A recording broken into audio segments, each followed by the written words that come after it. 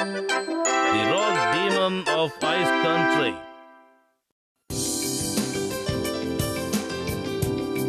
ये वही cat town है और हर बार की तरह आज का दिन भी शानदार ही होगा।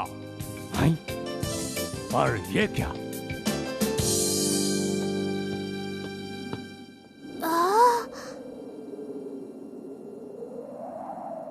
आज की सुबह काफी अजीब है।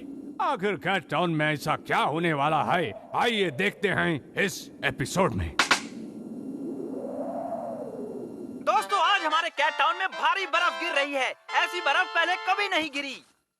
हमेशा यहाँ रॉक डीमन की वजह से ही बर्फ पड़ती थी, पर इस बार इतनी ज्यादा बर्फ का पड़ना काफी अजीब है। इसके पीछे क्या कारण हो सकता है? दोस्तों, सभी के चेहरे पर परेशानी नजर आ रही है। ओहो, कितनी बर्फ है।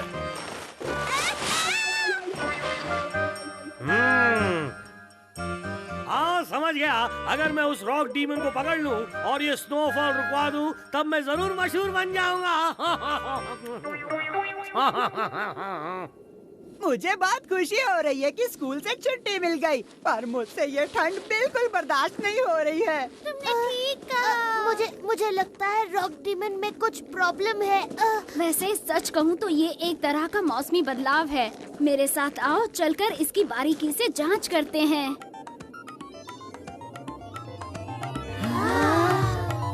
ये हवा में उड़ने वाला गुब्बारा मौसम की जानकारी हासिल करेगा।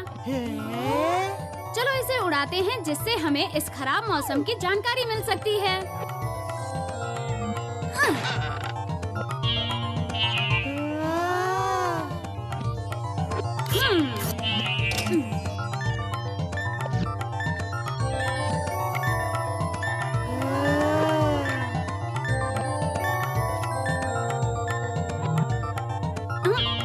अब ये अपना काम करेगा।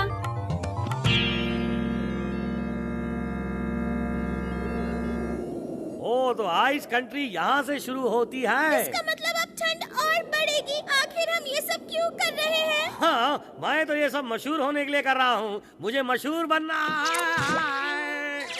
नियॉन सर, आपको कहीं चोट तो नहीं लगी? हाँ? ये क्या बदतमीजी है? क्या वो मुझे एक्सक्यूज भी नहीं कह सकता था? सर, वो था नहीं की है।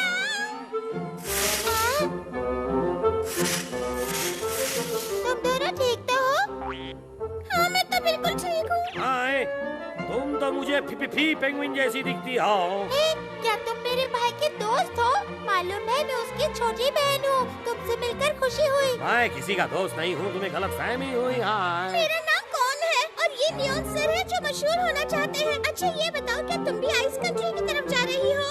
दरअसल मेरे भाई को बहुत तेज बुखार हो गया है। बुखार है तो इसमें क्या बड़ी बात है? दरअसल मेरा भाई किसी भी कीमत पर हो प्रीस्ट का स्टूडेंट बनना चाहता था, तो हो प्रीस्ट ने उससे बहुत मुश्किल सवाल पूछा। वो इतने मुश्किल थे कि सोचते सोचते मेरे भाई को बहुत तेज बुखार हो गया और वो बीमार पड़ गया। तो फिर आइस कंट्री जाने की बजाय तुम्हें अपने भाई का ख्याल रखना चाहिए। हो प्रीस्ट ने मुझे कहा कि अगर मैं आइस कंट्री से सबसे ठंडी आइस लाकर उसके माथे पर रखूंगी तो उसका बुखार उतर जाएगा। अब समझी, तो तुम इसलिए वहाँ जा रही हो? कौन, चलो चले। नहीं नियॉन सर, जरा रुक जाइए। क्यों ना हम पीपीको के साथ आइस कंट्री चलें? हाँ, अगर हम इसके साथ जाएंगे तो हमारा काफी वक्त बर्बाद हो जाएगा। सही ठीक लग रही है, इसके साथ चलते हैं। मुझे किसी पर भरोसा नहीं है। दुखी मत होइए सर। अच्छा पीपीको, हम चलते हैं। Bye bye bye.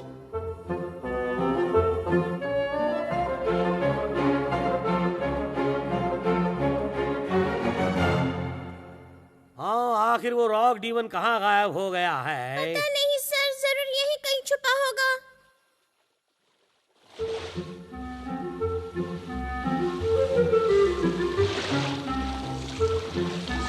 देखो, ये तो वही फी पेंगुइन की बहन फी को है। वो आइस के टुकड़े पर बैठकर नदी पार कर रही है।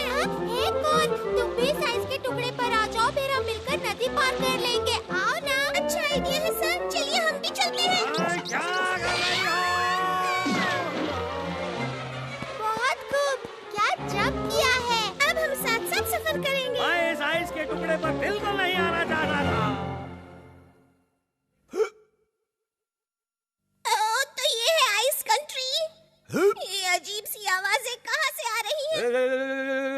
कितनी ठंड है, पर मुझे सबसे मशहूर बनना है कौन। चलो जल्दी से अपना काम करें। ठीक है नियॉन सर, पर इनमें से सबसे ठंडी आइस कौन सी है? वो सब छोड़ो, पहले हमें रॉक डीमन को ढूंढना है। सर मशहूर होने के लिए छोटे मोटे काम करना भी जरूरी होता है। शायद, पर हम सबसे ठंडी आइस ढूंढेंगे कैसे? यहाँ तो सब कुछ एक जैसा ही है। अगर हम कोशिश करेंगे तो जरूर मिल जाएगी। मुझे कुछ समझ में नहीं आ रहा कि तुम क्या कह रहे हो। सर शांत हो जाइए, इतनी ठंड में कभी भी हाई हो जाएगा। आओ देखो, यही रॉक डीमन है कौन। जल्दी कैमरा लेकर आओ, इसकी फोटो खींचो।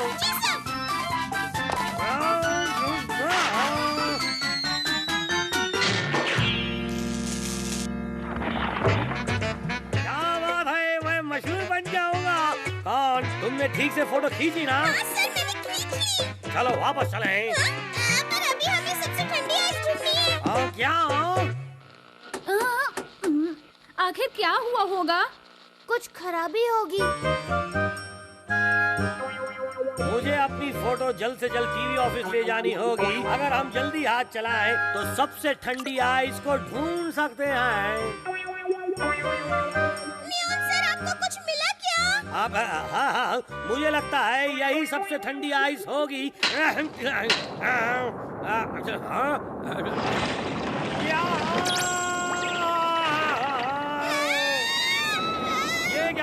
ये असली रॉक डीमन है। अब मैं क्या करूं? मुझे नींद से उठाने की हिम्मत किसने की?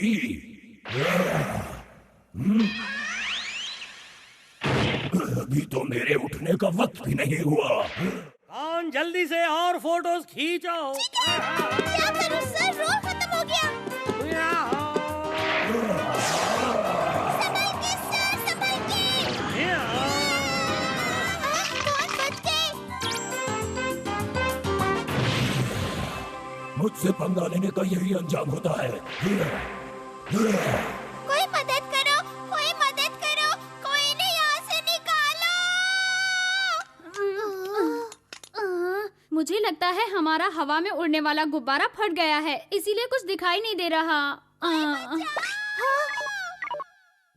मुझे कुछ काम याद आया, फिर मिलेंगे। सुनो न्यागो, अरे संभल कर जाना वरना फिसल जाओगे।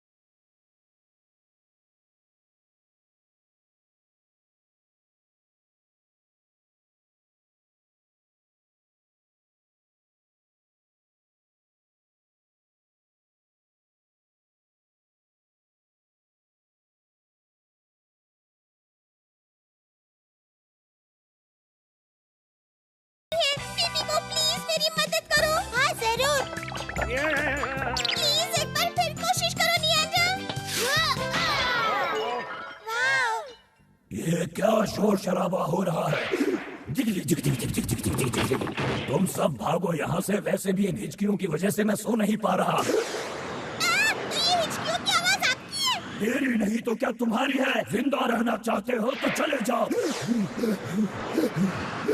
ये मैं सहन नहीं कर सकता। मैं रोकूंगा तुम्हारी हिचकियाँ।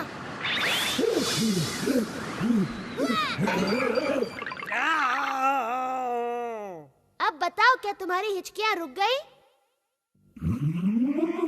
अरे हाँ, ये तो रुक गई। तारा तारा।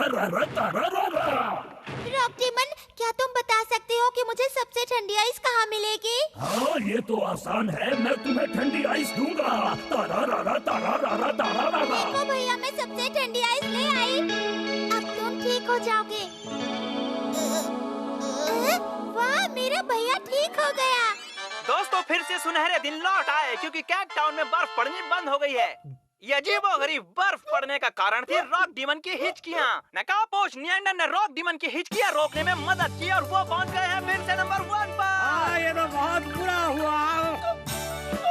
मुझसे